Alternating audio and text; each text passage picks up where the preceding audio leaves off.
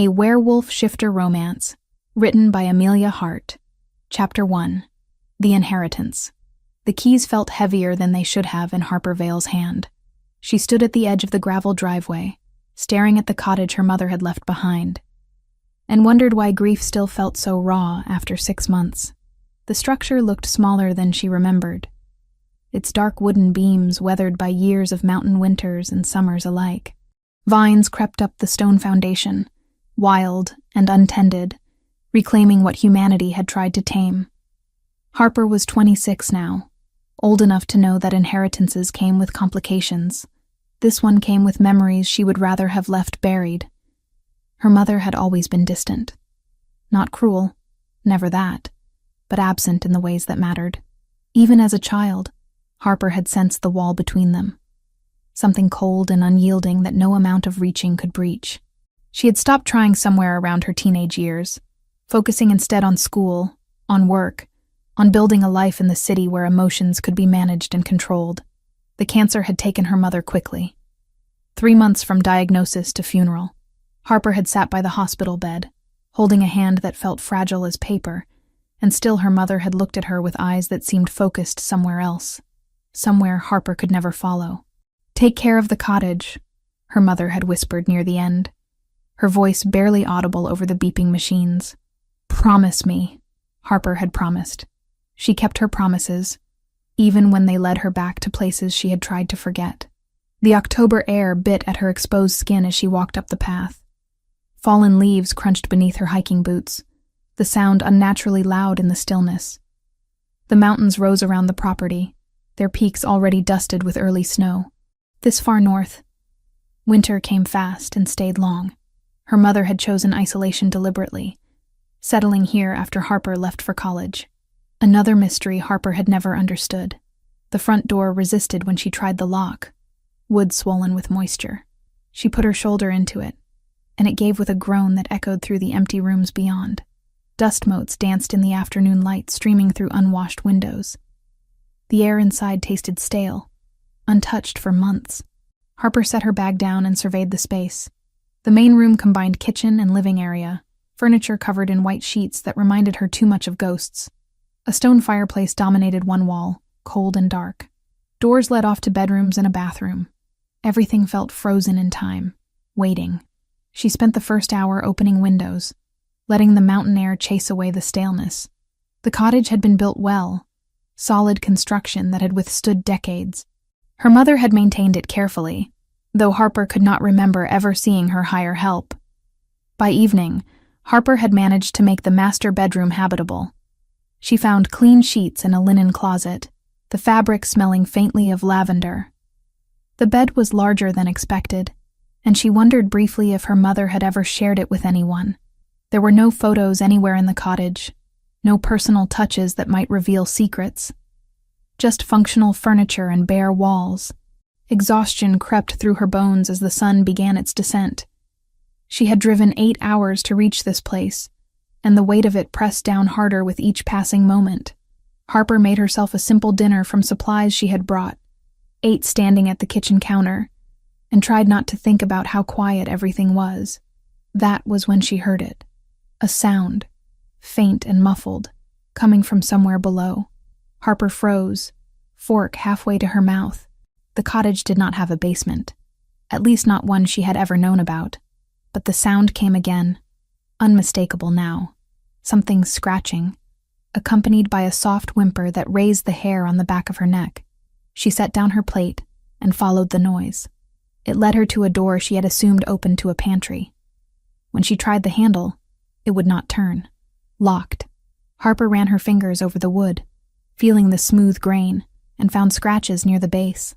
Deep gouges, as if something had clawed at it from the other side. Her heart began to beat faster. The logical part of her mind insisted there was a reasonable explanation. An animal had gotten trapped, perhaps. A raccoon or a stray cat. But another part of her, older and more instinctual, whispered warnings she could not quite articulate. The keys. Her mother had left her a ring of them. Harper retrieved it from where she had set it on the counter and tried each key until one slid home.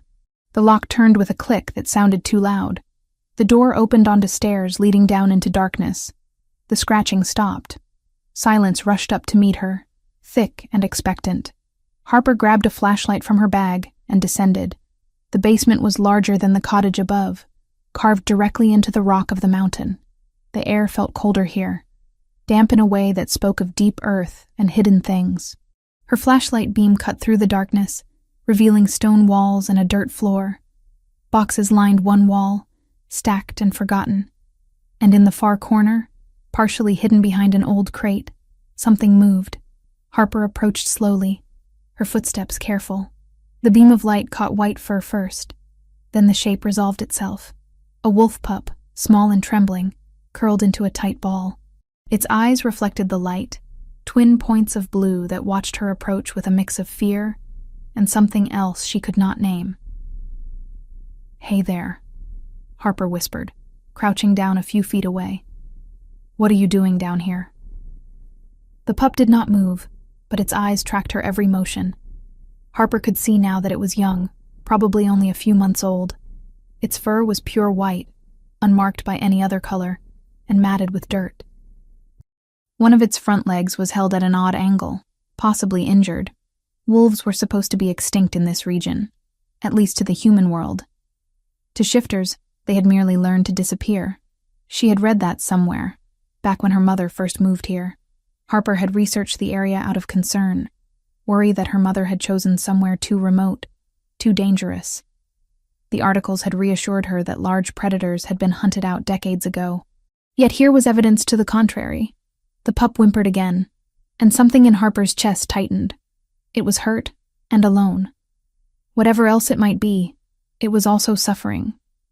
She had always been drawn to wounded things, a trait her mother had found both admirable and foolish in equal measure. "I am not going to hurt you," Harper said, keeping her voice soft. "Let me help." She moved closer, inch by careful inch. The pup watched but did not retreat. When Harper finally reached it, she could see the extent of the injury.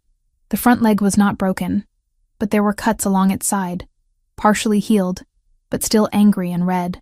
Whatever had happened to it had happened days ago. Maybe longer. Harper pulled off her jacket and wrapped it around the pup, lifting it carefully. It weighed less than she expected, its body tense but not struggling. She carried it back up the stairs, mindful of the injured leg, and set it down on the kitchen floor in a nest of blankets she pulled from the linen closet. The pup accepted water from a bowl she filled, drinking desperately. Harper opened a can of tuna from her supplies, and offered that too. The pup ate with the hunger of prolonged starvation, and Harper found herself wondering how long it had been trapped down there. As she watched it eat, Harper noticed things that did not quite fit. The pup's eyes were too intelligent, too focused. It watched her with an awareness that felt distinctly human, and when it finished eating, it positioned itself between Harper and the door, as if standing guard despite its small size and obvious weakness. "You are a strange one," Harper murmured. The pup tilted its head at her words, and Harper could have sworn it understood. She made a bed for it near the fireplace, layering blankets to create warmth. The pup settled into it with a sigh that sounded almost grateful.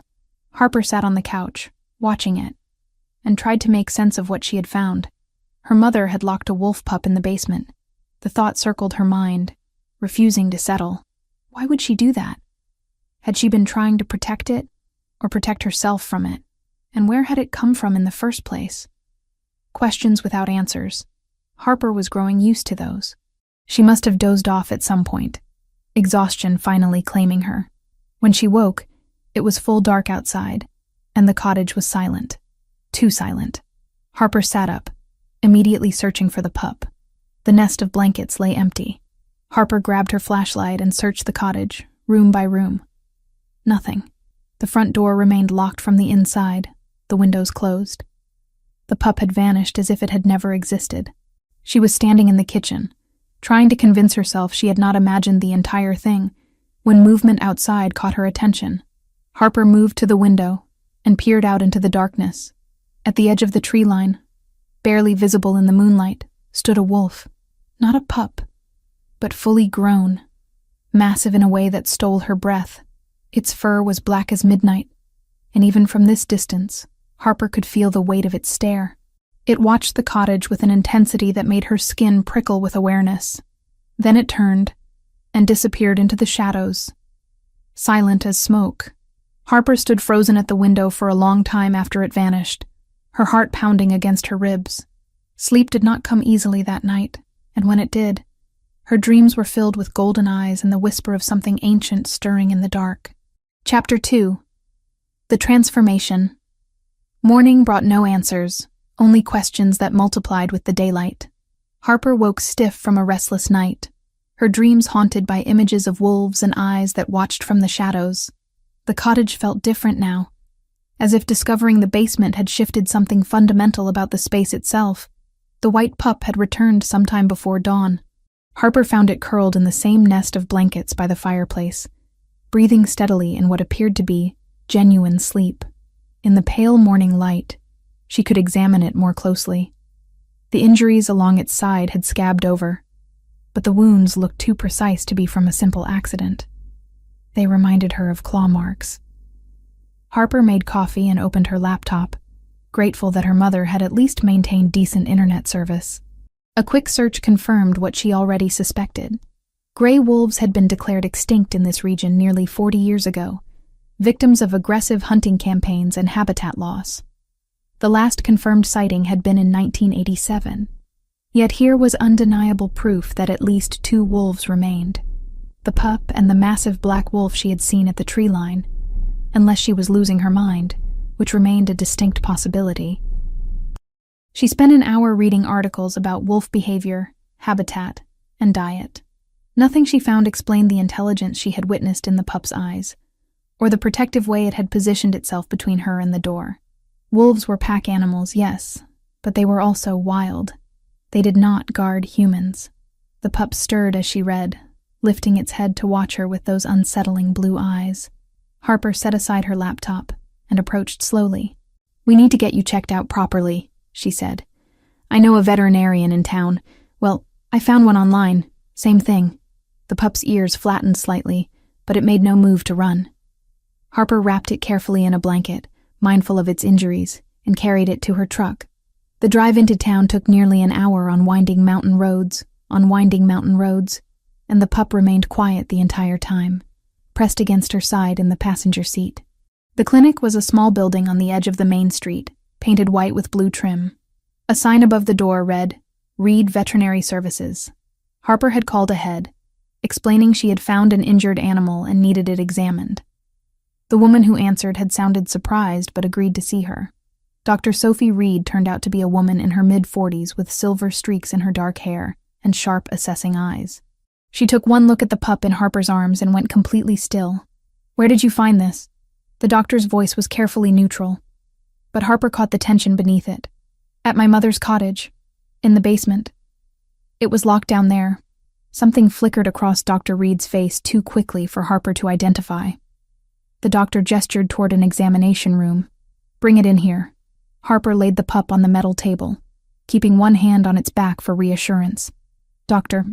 Reed approached with professional calm, but Harper noticed how the woman's fingers trembled slightly as she began the examination. The temperature reading made the doctor frown. 103 degrees. High, but not dangerously so for a canine. She listened to the heart rate next, her frown deepening. "Pulse is elevated. Very elevated. Is that bad?" "It depends." Dr. Reed's hands moved over the pup's body, checking bones and joints. When she reached the injuries on its side, she paused. "These are healing remarkably fast. Whatever caused them happened at least a week ago, possibly longer, but they look only a few days old." Harper watched the doctor work, noting how carefully she avoided looking directly at her. "You seem surprised to see it. Wolves have been extinct here for decades. That is what I read." Dr. Reed straightened, removing her gloves. "Where exactly is your mother's cottage?" "About 30 miles north, up in the mountain range. My mother was Eleanor Vale. She died 6 months ago." Recognition flashed in the doctor's eyes, followed immediately by something that looked like fear. "I see. And you are living there now? Just settling her affairs?" The doctor moved to a cabinet, retrieving supplies that Harper could not identify. Her movements had become jerky, nervous. "Miss Vale?" I need to ask you something, and I need you to answer honestly. Has anything else unusual happened at the cottage? Harper thought of the massive black wolf watching from the tree line. Define unusual. Animals behaving strangely. Sounds you cannot explain. Feeling like you are being watched. All of the above. Dr. Reed turned to face her fully, and Harper saw genuine concern in her expression. You need to be careful. That area has a reputation. People avoid it for good reason. What kind of reputation? Before the doctor could answer, the pup began to tremble. Harper moved closer instinctively, reaching out to steady it. The trembling intensified, and the pup made a sound halfway between a whimper and a growl. What is wrong with it? Harper demanded. Get back, Dr. Reed said sharply, but Harper ignored her. Her hand touched the pup's head, and she felt heat radiating from its body. The trembling became violent shaking, and Harper grabbed a towel to wrap around it. As she lifted the pup, it twisted in her grip. She felt something shift beneath the blanket, something that should not have been possible. The pup's body began to change. Bones cracked and reformed with sounds that made Harper's stomach turn. White fur receded, revealing pale skin. The shape elongated, limbs stretching and reconfiguring. Harper stumbled backward, and the bundle in her arms became suddenly heavier. When the transformation finished, she was no longer holding a wolf pup. She was holding a child. A boy, no more than 6 years old, with tangled blonde hair and terrified blue eyes. He was naked except for the towel, shaking violently, and staring at Harper with an expression of pure panic. Please, he whispered, his voice hoarse. Please do not let them find me. Harper's mind refused to process what she had just witnessed. The logical part of her brain insisted this was impossible, that she was hallucinating, that there had to be a rational explanation. Hours later, the image still replayed behind her eyelids, fur peeling into skin, the sound of bones realigning. No amount of logic could file it neatly away. But the child in her arms was solid and real, and she could still feel the echo of that transformation against her skin. Dr. Reed moved with sudden efficiency, grabbing clothes from a drawer and helping Harper dress the boy. Her face had gone pale, but her hands were steady. His name is Tom, the doctor said quietly. He went missing 2 weeks ago. Tom grabbed Harper's shirt, his small fists twisting the fabric. Uncle is looking, but bad men came first. They hurt me. Who are these bad men? Harper's voice sounded distant to her own ears. I do not know their names. They smell wrong, like anger and death. Tom's eyes filled with tears. I ran and ran, but they chased me. Then the door closed and I was stuck in the dark. Harper looked at Dr. Reed over the child's head. The doctor met her gaze and nodded once, a gesture that seemed to carry volumes of unspoken meaning. Take him back to the cottage, Dr. Reed said. Keep him hidden, and whatever you do, do not trust anyone who comes looking. What is he? Harper had to force the words out. A shifter. A werewolf, if you prefer the old term. Doctor. Reed moved to the window, peering out at the street. His uncle is looking for him, the Alpha King himself, which means you are now at the center of something much larger and more dangerous than you can imagine.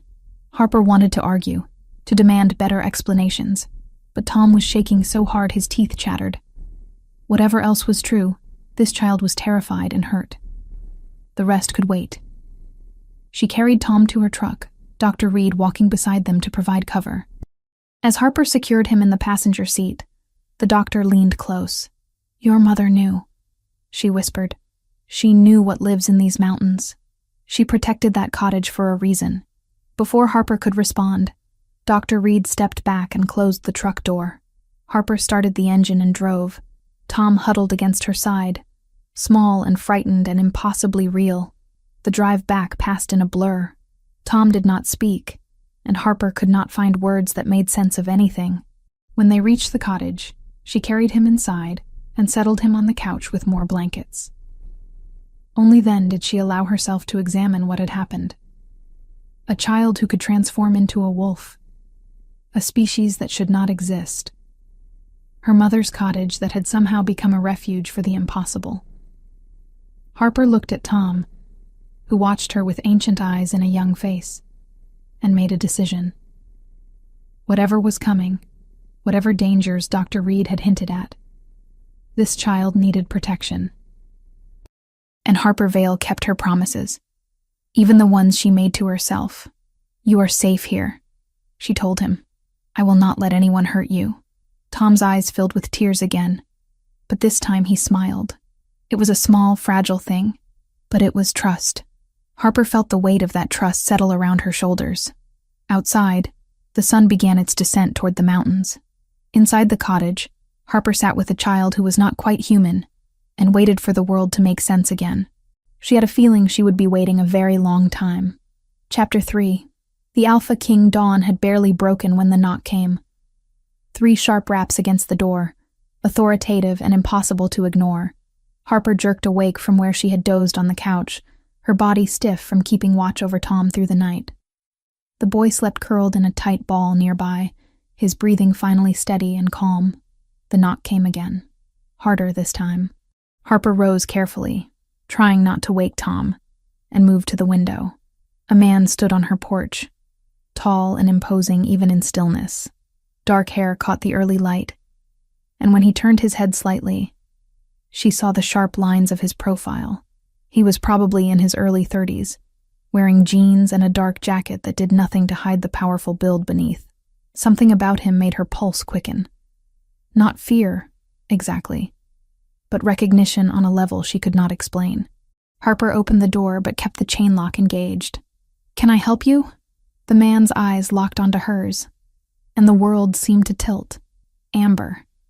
His eyes were the color of aged whiskey, intense and burning with barely contained emotion. And his scent hit her immediately, that same rich, woody smell she had noticed outside, the one that had clung to the black wolf. The realization struck her like a physical blow.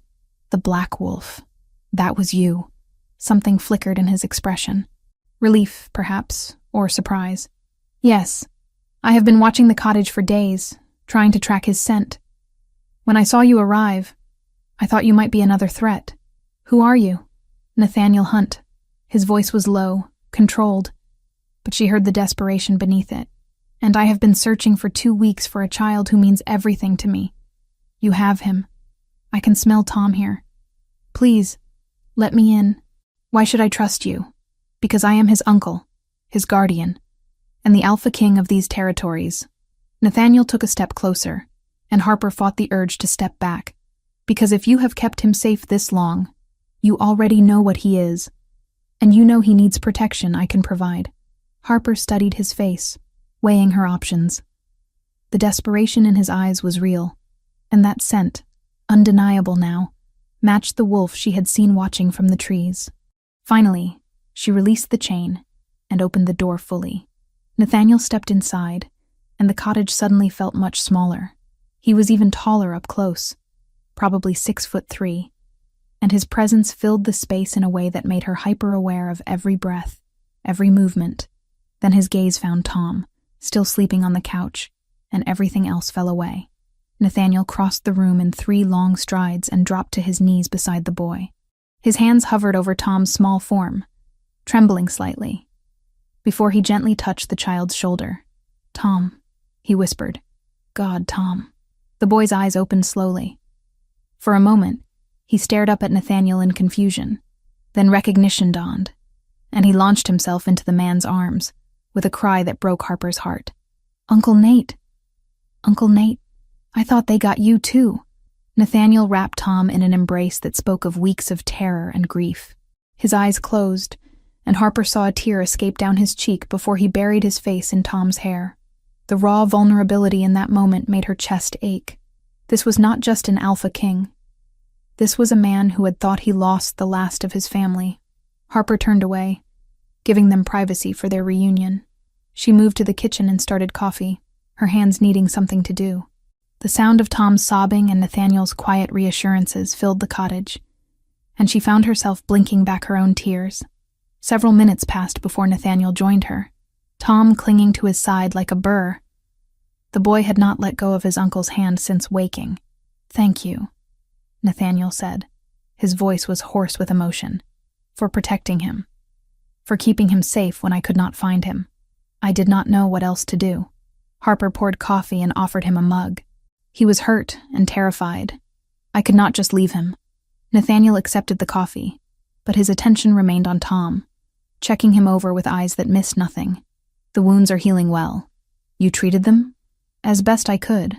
I am not exactly trained for caring for shifter children. You are human. It was not a question. Apparently that is up for debate, Harper said, more sharply than she intended. My mother was apparently a shifter. She never told me, so I have no idea what I am. Interest sparked in Nathaniel's eyes. Eleanor Vale was your mother. You knew her? Not personally, but her name is known. She left the shifter world decades ago. We thought her line had ended. His gaze traveled over Harper with new intensity, assessing. If she was your mother, you may carry dormant genes. Before Harper could respond, Tom tugged on Nathaniel's hand. She saved me, Uncle Nate. When I was scared and the bad men were close, I hid in the basement. Then she found me and fed me and kept me warm. Nathaniel's expression softened as he looked at Harper. Then I owe you a debt I can never repay. The weight of his gratitude made her uncomfortable. Harper turned away, busying herself with breakfast preparations. You said Tom is orphaned. What happened? The temperature in the room seemed to drop. Nathaniel's hand tightened on Tom's shoulder. Rogue attack. 3 weeks ago. Tom's parents, my brother Julian and his mate, were killed. Tom witnessed it. He has been unable to control his shifts since then. The trauma triggers them randomly. Who would attack an alpha family? That is what I am trying to discover. Nathaniel's voice held barely contained rage. Rogues do not typically hunt alpha families. Someone sent them. Someone with resources and motivation. Harper made eggs and toast while Tom told Nathaniel everything that had happened.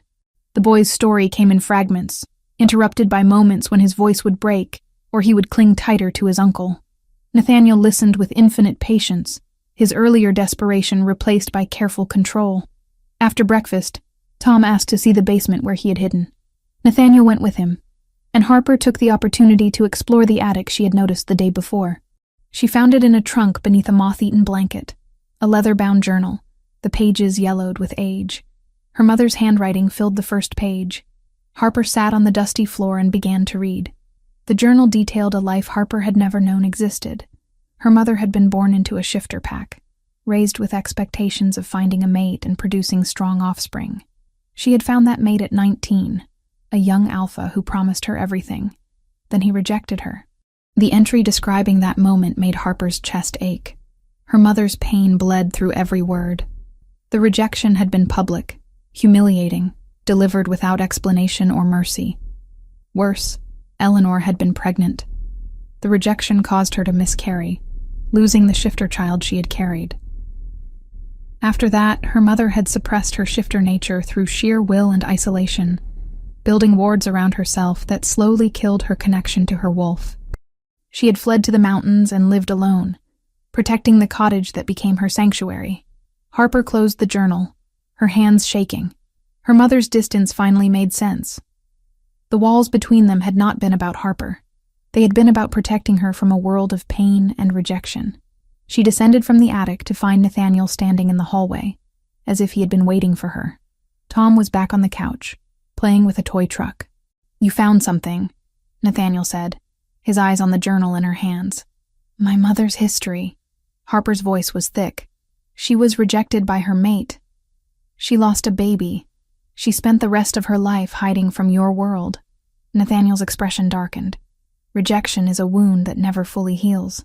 For your mother to survive it and build a life afterward speaks to incredible strength. She was alone. Always alone. Perhaps. But she left you this place. These protections. Nathaniel gestured to the cottage around them.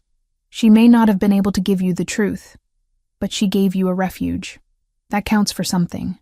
Harper wanted to argue, but the emotional weight of the past 2 days crashed over her. She swayed slightly, and Nathaniel was there immediately, his hand on her elbow steadying her. The touch sent electricity through her arm. Harper gasped, and Nathaniel's eyes widened. He felt it too, she realized. This impossible connection. You are exhausted, he said quietly. You should rest. I am fine. You are not. His thumb brushed the inside of her elbow, and Harper suppressed a shiver. You have been caring for a traumatized child while processing impossible revelations. Harper pulled away, needing distance from whatever this was. There is a cut on your shoulder. I saw it when you leaned over Tom. Let me clean it at least. Nathaniel hesitated, then nodded. He removed his jacket and shirt, revealing a muscled torso marked with old scars. The fresh wound on his shoulder was a gash, already partially healed but still angry and red. Harper retrieved her first aid kit and set to work. Her fingers trembled as she cleaned the wound, hyper-aware of the warmth of his skin, the way his muscles tensed under her touch. Nathaniel watched her face, his amber eyes tracking every expression. How did you get this? She asked, needing to break the tension. Tracking Tom. I ran into a rogue pack that did not appreciate me on their territory. You fought them alone. I am an alpha king. I fight alone often. Harper applied antiseptic, and Nathaniel hissed slightly. Sorry. Do not be. Pain reminds us we are alive. She met his eyes and found herself caught. The air between them thickened, charged with something she could not name. Nathaniel leaned forward slightly, his gaze dropping to her mouth. Harper's breath caught. Uncle Nate! Tom's voice shattered the moment. Can we have more juice? Nathaniel pulled back, his jaw tight. Harper turned away quickly, her heart pounding. Whatever had almost happened, she was grateful for the interruption. But as she poured juice for Tom and felt Nathaniel's eyes following her movements, Harper knew her life had just become infinitely more complicated. 3 days later, the rhythm of life in the cottage had settled into something almost normal. Chapter 4. Bonds. Awakening. Nathaniel stayed. Harper had not asked him to, but when evening came and he made no move to leave, she found she did not want him to go. Tom needed his uncle, and the cottage felt safer with the Alpha King's presence filling the space. They fell into an unexpected rhythm over the following days. Nathaniel worked with Tom each morning, teaching the boy to recognize the signs of an impending shift and how to control the transformation. Harper watched from the kitchen window as man and child practiced in the clearing behind the cottage, Nathaniel's patience infinite as Tom struggled with abilities his trauma had fractured. Focus on your breathing, Nathaniel instructed, his voice carrying through the open window. Feel the wolf inside you, but do not let it control you. You control it. Tom stood with his eyes closed, small fists clenched at his sides. His body trembled with effort, and Harper found herself holding her breath. Then slowly, carefully, the boy's hand shifted. Claws extended, then retracted. Fur rippled across his forearms before disappearing. Good, Nathaniel said, pride evident in his tone. Very good, Tom. You are getting stronger every day. The boy beamed up at his uncle, and Harper felt something warm settle in her chest. This was healing, she realized. For both of them. Afternoons brought domestic routines Harper had never expected to enjoy. She cooked meals while Nathaniel chopped wood for the fireplace, or made repairs to the cottage that her mother had left undone. Tom helped where he could, his small hands passing tools or stirring pots, gradually relaxing into the safety they provided. It was during one of these quiet afternoons that Tom first approached Harper on his own. She was reading on the couch when he climbed up beside her, pressing against her side without a word. Harper set down her book and wrapped an arm around him, and Tom sighed as if a weight had lifted. You smell nice, Tom said quietly, like rain and flowers. Thank you. You smell like pine trees and adventure, Tom giggled, a sound Harper had not heard from him before. Uncle Nate says you are special, that you have a good heart. Does he now? He watches you when he thinks no one is looking. Tom tilted his head up to peer at her with those two old eyes. He smiles different when you are near. Softer. Harper's cheeks warmed. Your uncle is a complicated man. He is lonely, Tom said simply. Like you. Like me. But maybe we do not have to be lonely anymore. The words struck something deep in Harper's chest. She pulled Tom closer, and they sat together in comfortable silence as the afternoon light faded. That evening, after Tom had gone to bed, Nathaniel joined Harper on the porch. The night air was cool, carrying the scent of pine and approaching winter. He stood close enough that she could feel his warmth, though they did not touch. "Tom is getting better," Harper said. "I can see the difference. He is resilient. Children often are." Nathaniel's jaw tightened. "But the trauma runs deep. It will take time.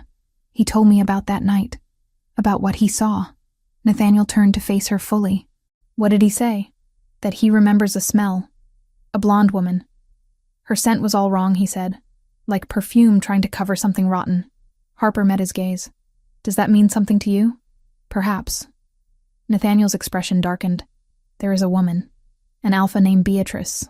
She has been pressuring the council for a political alliance between our packs. I refused her years ago. If she was involved in Julian's death, if she thought eliminating my brother would force my hand." "Would it?" "No. But she may not understand that." He paused, seeming to wrestle with something. Julian possessed a rare bloodline from the Cross family, an ability to create protective shields of energy. It is incredibly rare, manifesting perhaps once every few generations. If Tom inherited that ability, he would be extremely valuable and extremely vulnerable. Does Tom have it? He is too young to manifest such powers. Most shifters do not show specialized abilities until at least 10 years old, sometimes older. Nathaniel's hands gripped the porch railing. But if Beatrice believed she could control Tom through me, she could essentially control access to that power when it emerges. Harper processed this new information. So, Tom is in danger, not just because of what he witnessed, but because of what he might become. Yes, and the council is pushing you toward this woman anyway. They do not know about her potential involvement. They see only political advantage. Nathaniel's voice held frustration. A union with Beatrice would strengthen our territories, bring stability. On paper, it makes sense. Something cold and sharp twisted in Harper's gut. Jealousy, she realized with surprise. She had no right to feel possessive of this man she barely knew. Yet the thought of him with someone else made her want to bare teeth she did not have. "What do you want?" The question came out rougher than intended. Nathaniel's eyes found hers, and the intensity in them stole her breath.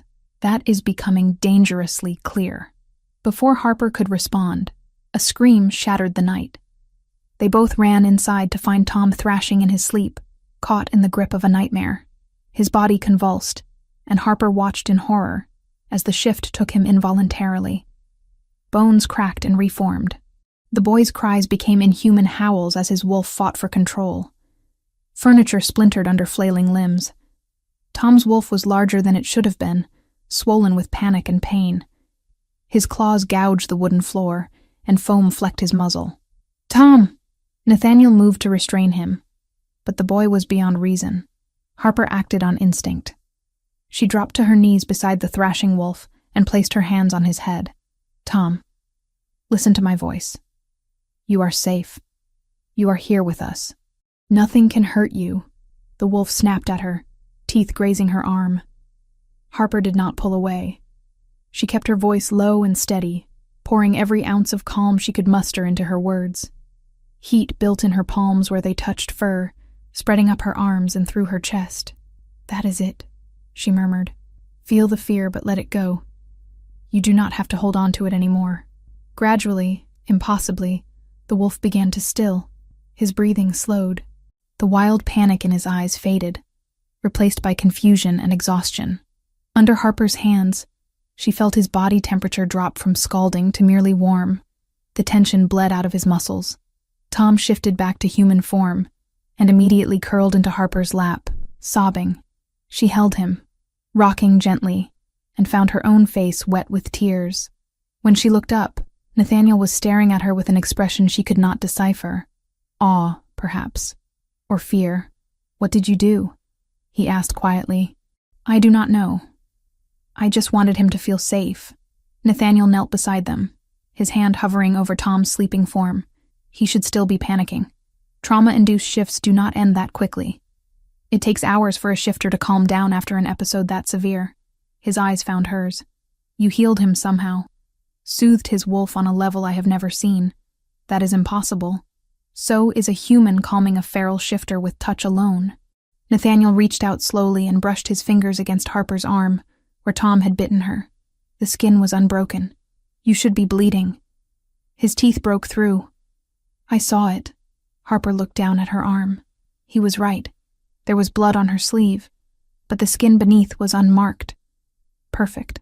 What am I?" she whispered. "Something rare."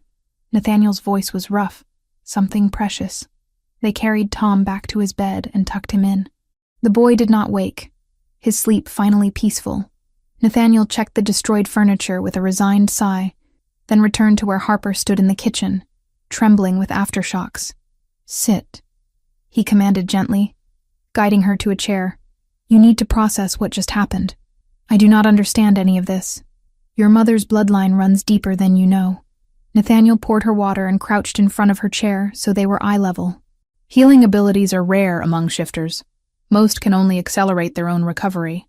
What you just did, calming a feral wolf and healing simultaneously, that is extraordinary.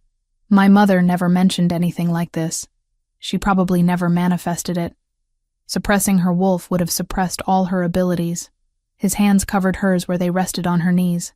"Harper, you need to understand something. If word of this gets out, if others learn what you can do, you will become a target. Healers are valuable beyond measure." The weight of his words settled over her. "What should I do?" "Stay here. Let me protect you both." Nathaniel's grip tightened. "The council wants me to choose Beatrice for political reasons. But if I do that, I cannot keep you safe. A political mate would demand I distance myself from anything that threatens the alliance." "Then choose her." The words tasted like ash. "If it is what is best for your people, what if what is best for my people is not what my wolf wants?" Nathaniel's eyes blazed amber. "What if everything in me is screaming to stay here, to guard this cottage and everyone in it, to claim what is mine?" Harper's breath caught. "Nathaniel, I feel the bond forming," he continued, voice raw. "Every moment I spend here it grows stronger. When I try to leave, even to hunt, my wolf fights me. It wants to stay near you, protect you, and I am losing the battle to maintain control. We barely know each other. I know you protected my nephew when you had no reason to trust him. I know you calmed his nightmares when I could not. I know that being near you feels like coming home after a lifetime of wandering." He stood abruptly, putting distance between them. "And I know that is terrifying for both of us." Harper rose on shaky legs. "My mother's mate rejected her. It destroyed her. I am not him. How can I know that?" Nathaniel turned back, and the pain in his eyes matched her own. "You cannot, and I cannot promise this ends well. But I can promise that what I feel is real. The wolf bond does not lie." They stood in the dim kitchen, the space between them charged with everything they could not say. Harper wanted to close that distance, to test the truth of his words with touch, but fear held her in place. Fear of repeating her mother's mistakes. "I need time," she finally said. Nathaniel nodded slowly. "Time is something we may not have much of, but I will give you what I can." He left her standing alone in the kitchen, retreating to the guest room he had claimed. Harper remained frozen, her heart pounding, wondering if she was making the wisest decision of her life or the biggest mistake. Outside, the wind picked up, carrying with it the scent of distant snow. Winter was coming, and with it, Harper sensed, would come choices that could not be avoided. Chapter 5. The Awakening. The changes started small. Harper woke one morning to find she had crushed a coffee mug in her grip without realizing it. This time the strength didn't just comfort her, it frightened her. What had once been healing now felt like command. The ceramic shattered in her hand, pieces falling to the floor, but her skin remained uncut. She stared at her palm, at the strength that should not have been there, and felt the first stirrings of real fear. Nathaniel noticed. He noticed everything. "Your reflexes are faster," he said that afternoon, watching her catch a falling knife by the handle before it hit the ground. Most humans would not have reacted in time. Lucky, I guess. Luck has nothing to do with it. He stepped closer. "Let me check something." His hand pressed against her forehead, and she felt the coolness of his palm. Nathaniel's eyes widened slightly. "Your temperature is elevated, around 101 degrees. Maybe I am getting sick." "Harper," his voice was gentle but firm, "you need to stop denying what is happening. Your mother was a shifter. She suppressed her nature. But the genes do not disappear. They lie dormant for generations, then manifest under the right circumstances. What circumstances? Stress, danger, being surrounded by shifters. All of it is waking something inside you. Nathaniel met her eyes. You are changing. Your body is preparing for a transformation it has been suppressing your entire life. The question is not if you will shift, but when. Harper shook her head, backing away. No, I am not like my mother. I am not going to become some broken thing that has to hide from the world. Your mother was not broken. She was traumatized. There is a difference. And you are not her. You have a choice. I need air. Harper managed, and fled to the porch before Nathaniel could respond. She stood in the cold October wind, trying to calm her racing heart. Tom was inside, safe and happy. She could leave, drive back to the city and pretend none of this had happened. Except she could not, because leaving meant abandoning Tom. And Nathaniel. The thought of not seeing them again made her chest ache in ways she could not explain. The sound of approaching engines cut through her thoughts. 3 motorcycles roared up the driveway, their riders dismounting with predatory grace. Rogues. Harper knew it instinctively, the way prey knows a predator. They moved wrong, their eyes holding a wildness that had nothing to do with humanity.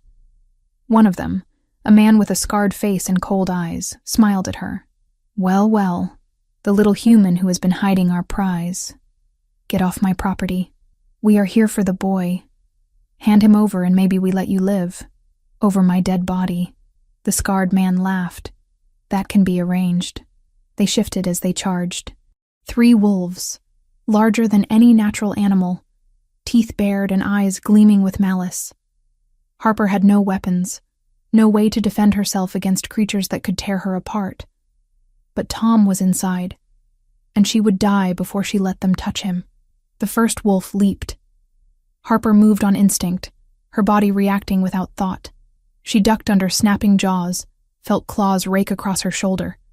Pain exploded through her, and with it came something else. Heat.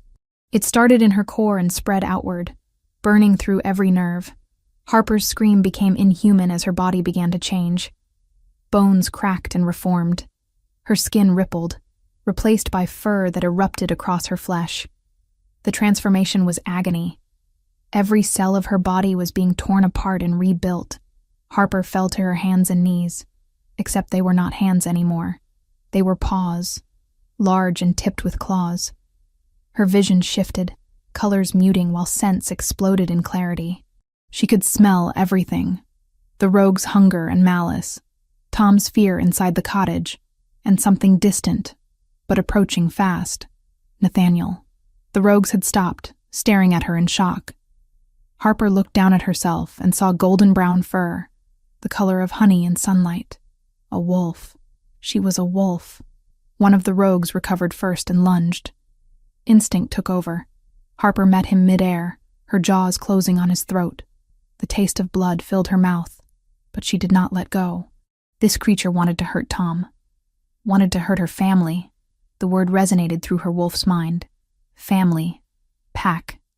Protect. She threw the first rogue aside and turned on the second. Her movements were fluid now.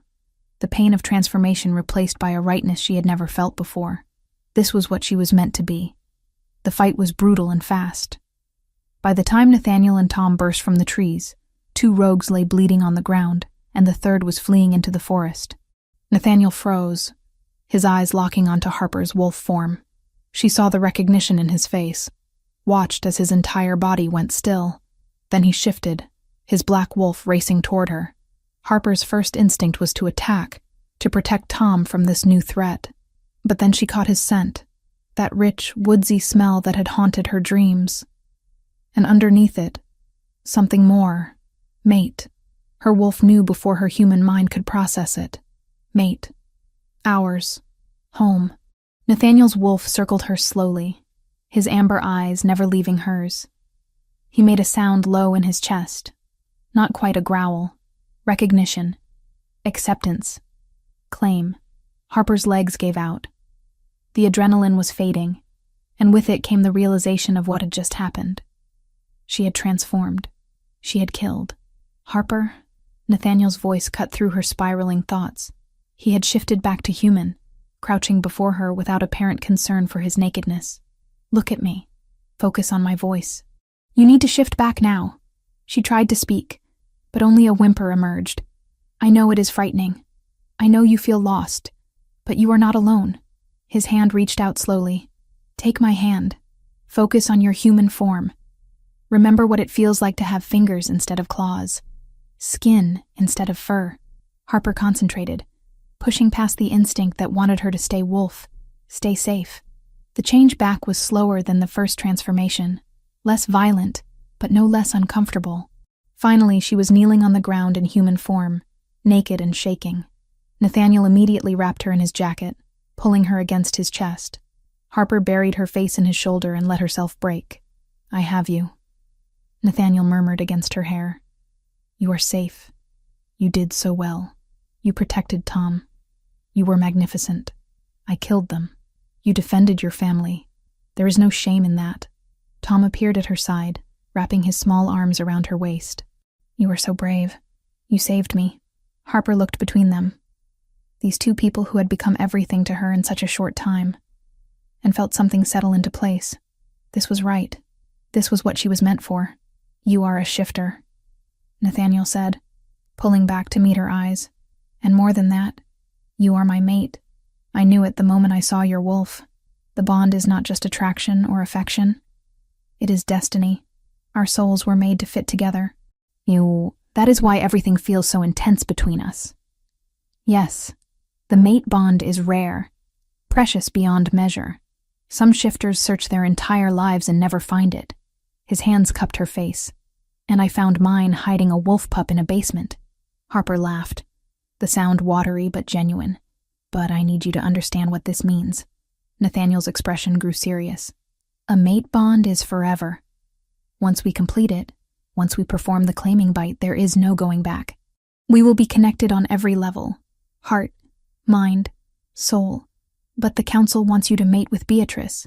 The council can go to hell. The words were said with such finality that Harper's breath caught. I will not claim another when my true mate stands before me. Politics be damned. Your people need you, and I need you. Nathaniel's thumb brushed her cheek. Do not ask me to choose between duty and destiny. I have already made my choice. Harper's heart pounded. Everything in her wanted to say yes, to complete this bond and make it permanent.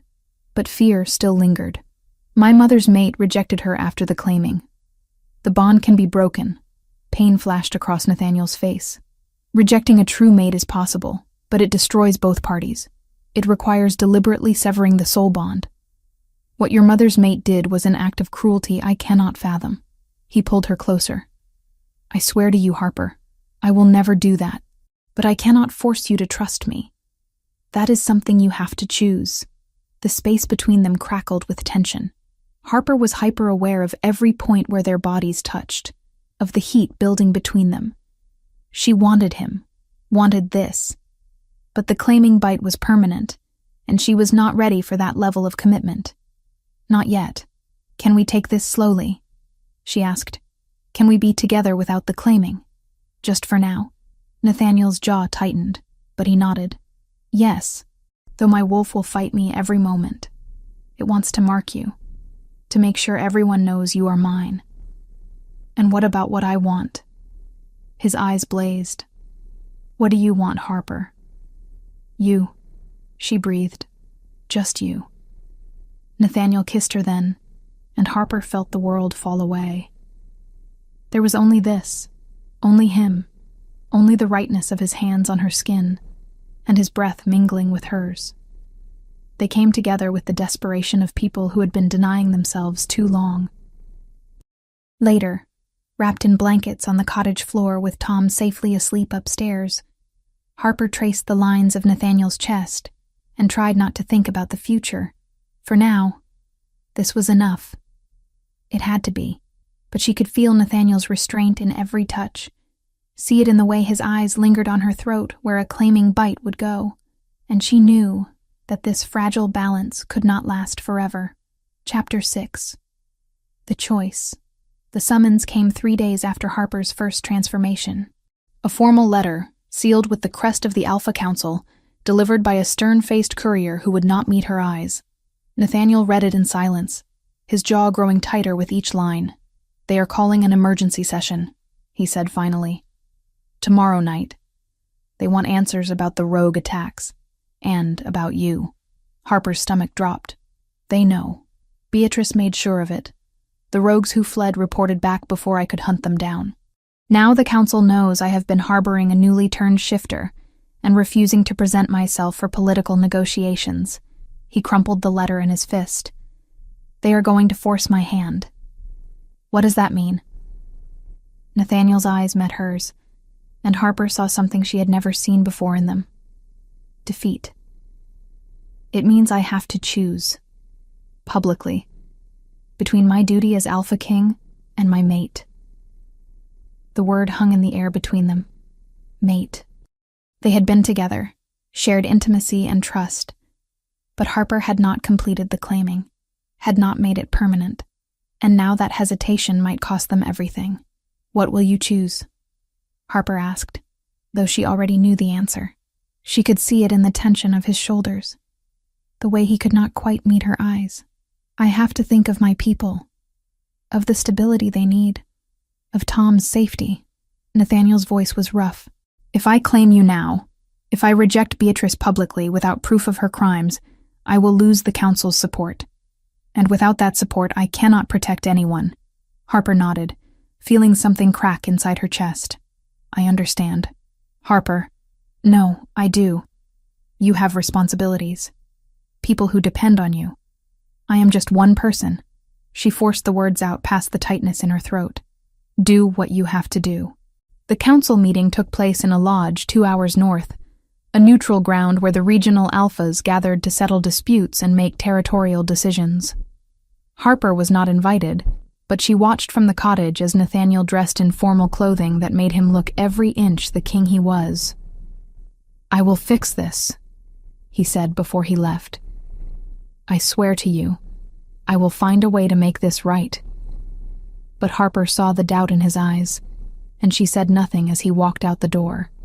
Tom clung to her after Nathaniel left, his small body trembling. "It is my fault," he whispered. "If I had not come here, if Uncle Nate did not have to protect me, he could be with you. That is not true. None of this is your fault, but everyone is fighting because of me. My parents died because of me." Harper pulled him close, her heart breaking. "Your parents died protecting you because they loved you. Just like your uncle loves you. Just like I love you. You are not a burden, Tom. You are a gift." Tom buried his face in her shoulder and cried, and Harper held him until he fell into exhausted sleep. She did not sleep, could not sleep. She lay awake waiting for Nathaniel to return, hoping against hope that he had found another way. But when he finally walked through the door just before dawn, his face told her everything she needed to know. "It is done," he said quietly.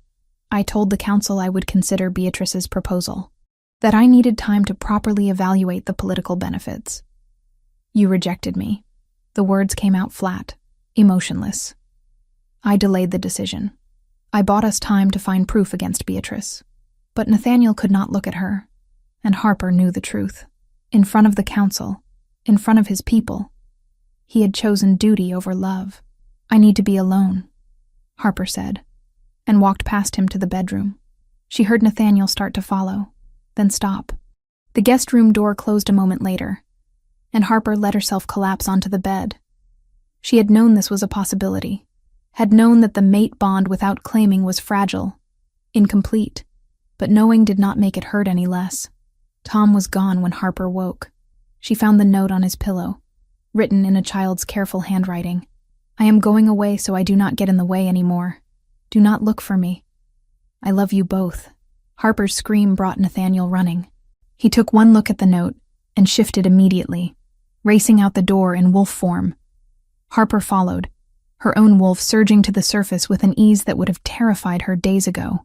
Together they tracked Tom's scent through the forest, moving as one despite the fracture between them. The trail led north, toward the boundary of neutral territory. Harper's wolf whined with distress. Tom was heading toward Beatrice's lands. They found signs of a struggle a mile from the border. Tom's scent mixed with others, rogues who had clearly been waiting for him. Nathaniel's wolf snarled with rage, and Harper felt her own fury rise to match his. The trail continued into neutral ground, ending at an abandoned cabin hidden deep in the woods. Harper shifted back to human, Nathaniel doing the same beside her.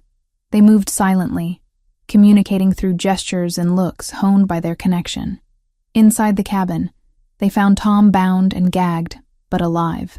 3 rogues stood guard, and Harper recognized one of them from her first fight, the scarred man who had led the original attack. Well, the man said.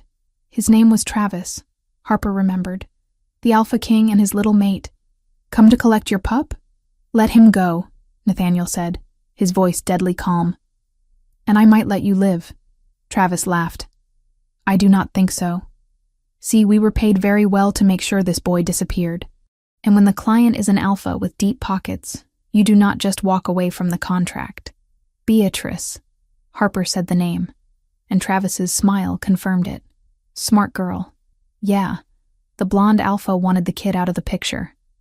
Same way she wanted his daddy out of the picture months ago. Nathaniel went very still. What did you say? You think that rogue attack on your brother was random? Travis's eyes gleamed with malice. Nah, that was commissioned work. Paid handsomely to take out Julian and his mate. Make it look like territorial aggression. He gestured around the cabin. Got all the proof right here, actually. Communications, payment records. Beatrice ain't as careful as she thinks. Harper saw Nathaniel's control snap. He shifted mid-lunge, his black wolf tearing into the closest rogue before the man could react. Harper shifted as well, her wolf moving to protect Tom as the cabin erupted into violence. The fight was brutal but short. Harper kept herself between Tom and danger, while Nathaniel dealt with Travis and his companions. When it ended, 2 rogues lay dead and Travis was dying, blood pooling beneath him. Why? Nathaniel demanded, back in human form and gripping Travis by the throat. Why did she want Julian dead? Travis coughed, blood flecking his lips. Power, control. She wanted you desperate enough to accept her offer. Thought killing your brother would break you. Make you need an alliance. He laughed, a wet, ugly sound. Guess she did not count on you finding a mate instead. Where is the evidence?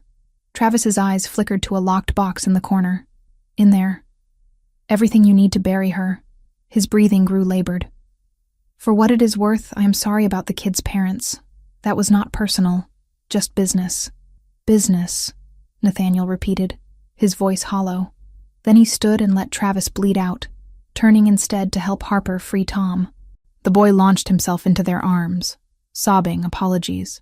Harper held him tight while Nathaniel retrieved the box Travis had indicated. Inside were documents, communications, bank transfers. Everything the council would need to see Beatrice for what she truly was. We have her, Harper said, looking at the evidence spread across the cabin floor. This is enough. Yes. Nathaniel's eyes met hers. This changes everything. But Harper saw the damage that had already been done in the way Tom clung to them, in the shadows under Nathaniel's eyes, in her own heart that still ached from his public rejection. The evidence might clear Beatrice's name from consideration, but it could not erase what had happened between them. We should go, Harper said quietly, before more rogues come. The journey back to the cottage was silent. Tom walked between them, holding both their hands, and Harper wondered if anything would ever feel whole again. Vou fazer ajuste final para manter dentro do limite. Chapter 7. The Claiming. Nathaniel called an emergency council session the morning after they returned with the evidence. The same lodge, the same gathering of territorial alphas, but this time Harper was permitted to attend. She stood at the back of the room, Tom pressed against her side, while Nathaniel presented Travis's evidence to the assembled leaders. The documents were damning. Communications between Beatrice and known rogue mercenaries. Payment records tracing back to her PAX accounts.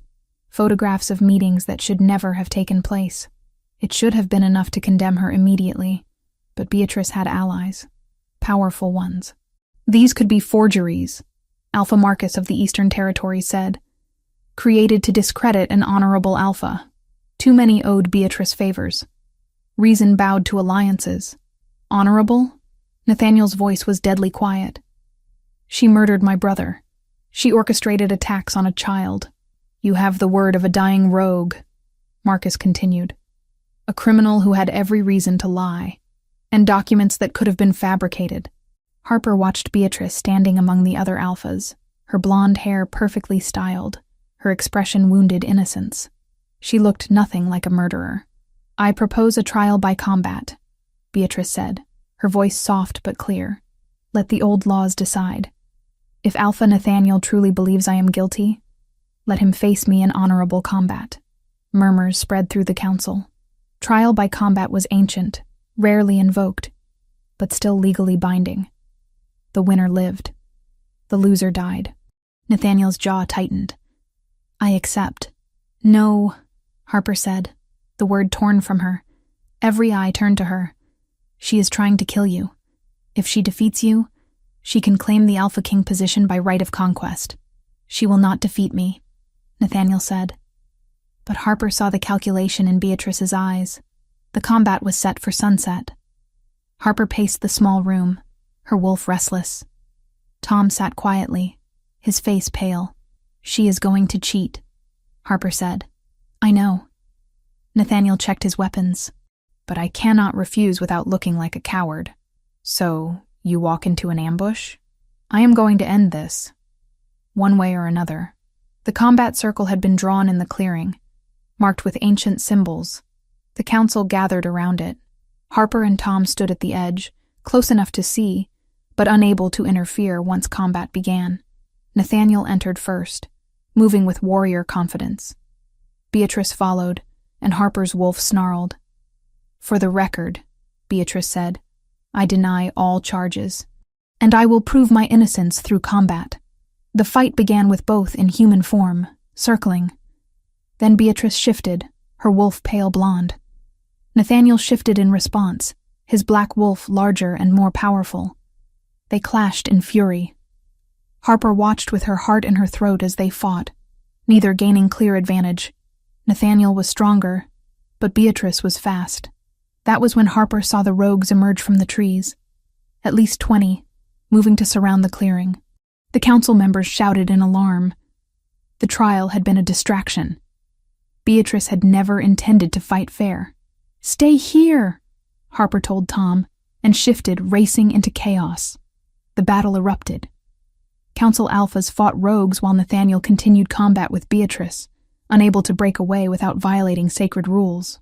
Harper threw herself into the fight, her wolf moving on instinct and training. She fought beside Owen, Nathaniel's beta, taking down rogues. But there were too many. A rogue broke through, heading straight for Tom. Harper saw it happening in slow motion, her wolf too far away. Then Tom did something impossible. The boy's body began to glow. Energy poured from him, forming a shimmering dome around himself and the nearest council members. The rogue slammed into the barrier and was thrown back. Tom stood at the center, his eyes glowing with power that should not have existed in one so young. The cross bloodline, manifesting years early, triggered by desperate need. The shield held for precious seconds, long enough for Owen to reach Tom.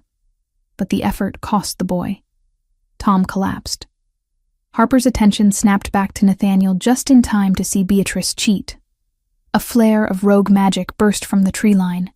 Eyes turned for a heartbeat, and in that chaos, she drew a silver blade, forbidden in honorable combat, and drove it into his shoulder.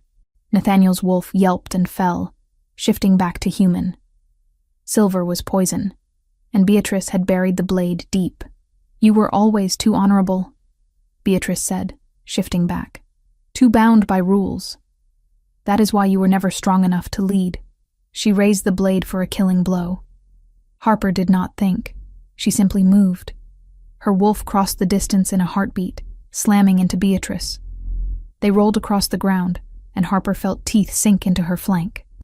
Pain exploded, but she did not let go, because Nathaniel was bleeding out, and Tom was unconscious, and everything she cared about was falling apart.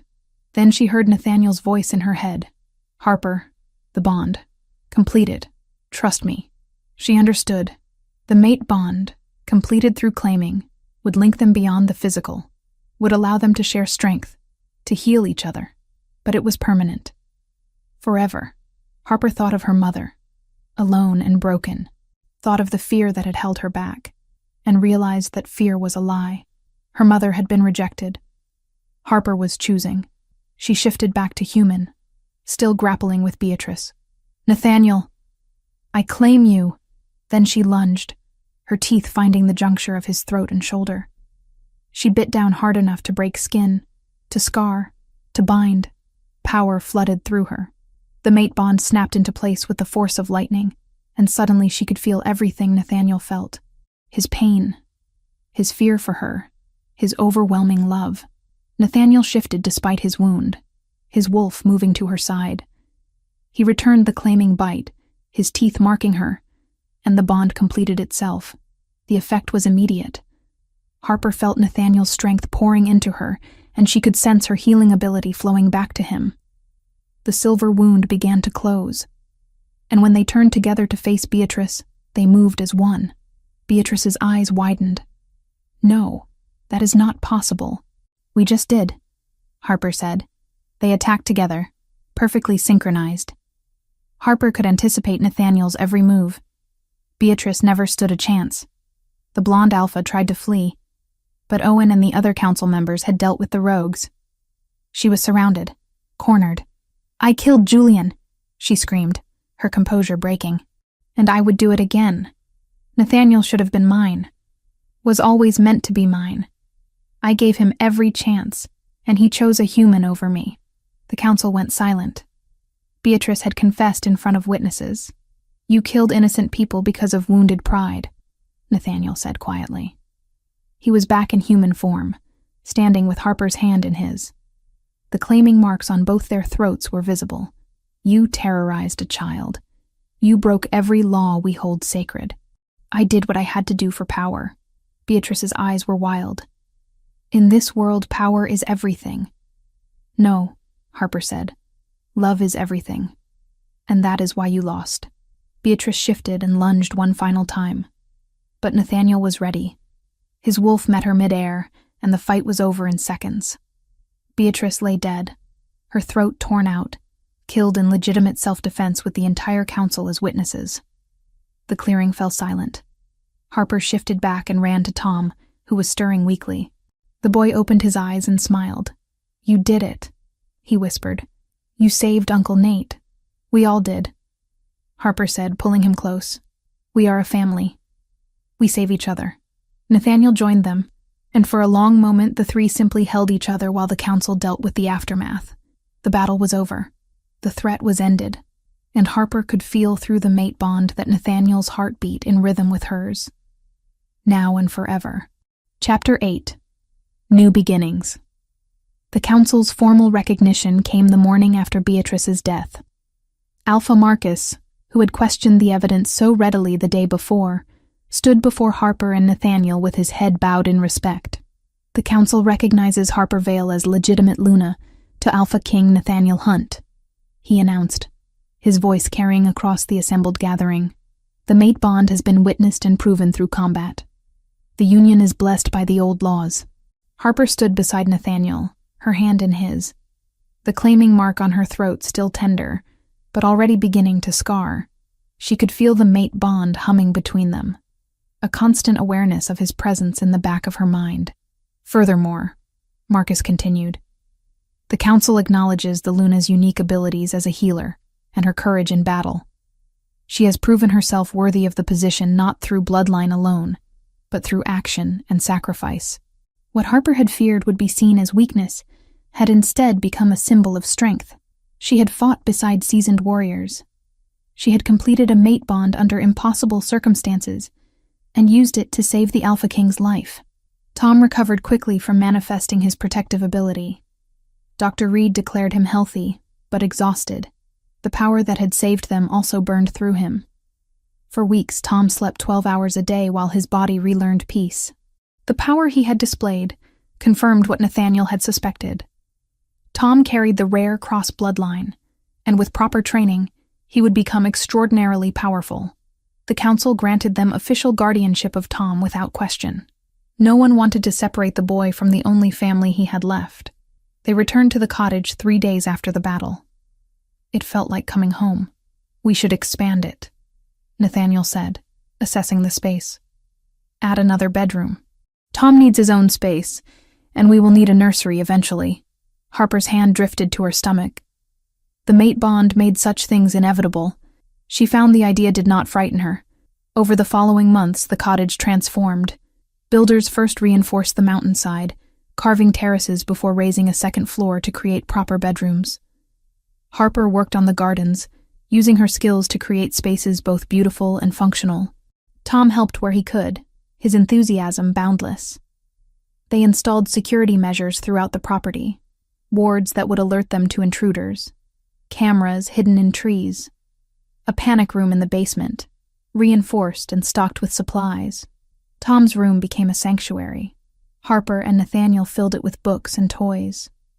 Tom painted one wall himself, creating a mural of a forest with wolves running beneath the trees. His family, he explained. All of them together. The shifter community embraced Harper with surprising warmth. Word of her healing abilities spread, and injured shifters began appearing seeking help. Not everyone welcomed her gift. Some whispered that no human should hold a wolf's healing in her hands. Harper discovered she could accelerate healing, mend broken bones faster, even draw poison from wounds. You are building a reputation, Nathaniel told her one evening. Shifters are starting to call you the healing Luna. Is that a problem? No. It is a gift. You are giving our people hope that injuries do not have to be permanent, that trauma can be healed. Nathaniel proved to be a progressive ruler.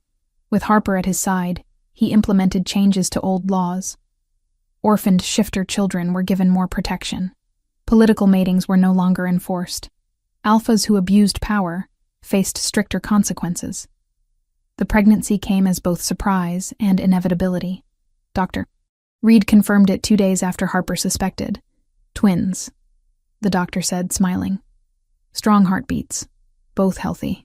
Nathaniel held her tightly, whispering promises about the family they were building. Tom was thrilled. He started talking to Harper's stomach, telling the babies stories about the cottage and the forest. I am going to teach them everything, Tom declared. How to shift, how to track, how to be brave. You will be an excellent big brother, Harper assured him. 1 year after the battle, Harper stood in the garden watching Tom practice with Nathaniel. The boy had grown emotionally and physically. The trauma that had once defined him had healed. He could shift at will now, his transformation smooth. She was 6 months pregnant, her stomach round. The twins were active today, kicking and rolling. That was when Owen appeared, carrying something small wrapped in a blanket. Harper's healing sense detected injury and fear. Found her in the forest, Owen said. Orphan. Maybe 4 years old. She has been alone for days. Harper took the bundle carefully. A little girl looked up at her with huge brown eyes, her dark hair matted. She was in wolf form, too frightened to shift back, trembling. Hello, sweetheart, Harper said softly. You are safe now. No one is going to hurt you. The girl whimpered, and Harper felt her healing ability activate. Warmth flowed from her hands, soothing the child's terror. Slowly the girl shifted back to human form. Can she stay? Tom asked, appearing at Harper's side. Can we keep her? Harper looked at Nathaniel, and through their bond, she felt his answer. Yes. Always yes.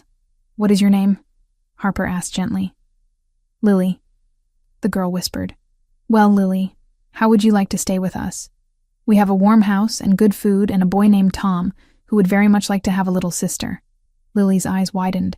Sister, if you want, Tom said, reaching out to take her small hand. I promise I will protect you.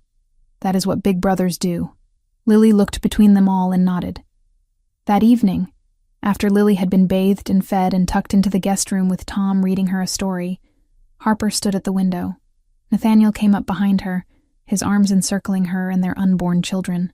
You are thinking, he said. I am thinking about how my mother lived here alone for so many years, hiding from the world. How I came here expecting to find only memories and grief. Harper leaned back against him. And instead I found you. I found Tom. I found myself. She left you more than a cottage, Nathaniel said quietly. She left you a sanctuary, a place where broken things could heal and lost souls could find home.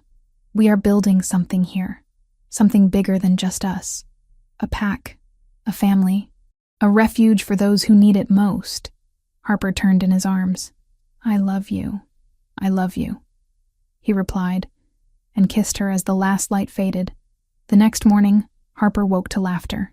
She looked out the window to see Nathaniel in the garden with Tom and Lily, all three in wolf form, playing. Tom's silver-white wolf darted around Nathaniel's massive black form, while Lily's smaller brown wolf watched from the safety of a flower bed, her tail wagging cautiously. Harper rested her hand on her pregnant belly, feeling the twins move. She thought of her mother, alone in this cottage, broken by rejection and loss. And she thought of herself, standing here surrounded by love and life and hope. Her mother had survived, had built these walls and carved out an existence from pain. But Harper was doing more than surviving.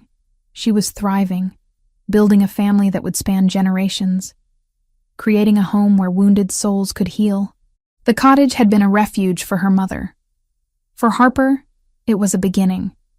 She had not inherited just a cottage. She had inherited a future, and as she watched her mate play with their children in the morning sun, Harper felt something she had not felt since before her mother's death. Complete and perfect peace.